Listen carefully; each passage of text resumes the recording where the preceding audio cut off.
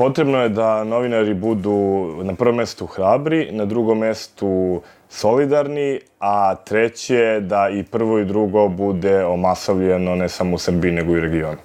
Novinarstvu je potrebno više medija bez vlasnika. Ono što kažemo moramo da ispunimo ili prosto da odgovaramo za ono što izgovaramo. Novinarima je pre svega potrebna veća hrabrost, veća borbenost i više energije.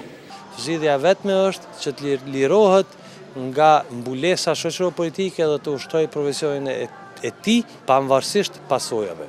Da bi se stvari promenile, za početak više slobode za novinare u Srbiji. Novinarot mora da ima integritet i da je služena javnosta. Novinarstvu nedostaje više slobode, ali i više para. Da prestanemo da se femkamo i oko svakog pitanja i slova i borbe za naša prava.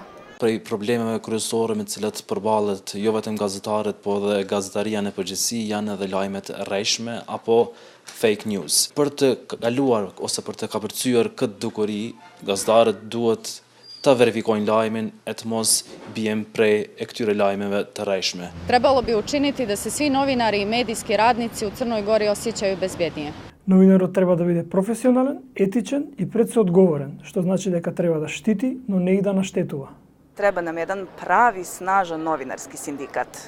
Është domosdoshmëri që mediat të fillojnë të krijojnë një qëndrueshmëri financiare dhe të mos varen prej financave të cilat lidhen direkt me politikën. Da bi se situacija promijenila, novinari moraju da se ujedine u jednu organizaciju kako bi natjerali poslodavce da poštuju njihova prava. Ljute rane zahtevaju ljute lekove.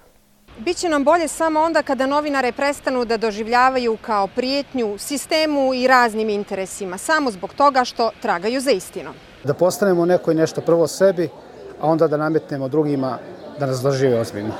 Novinarima je potrebna kolegijalnost i solidarnost u suprotstavljanju pokušajima da objektivno i profesionalno radimo svoj posao. Individualno treba da podvučemo crtu ispod koje nećemo ići. Today is, it's a rainy day.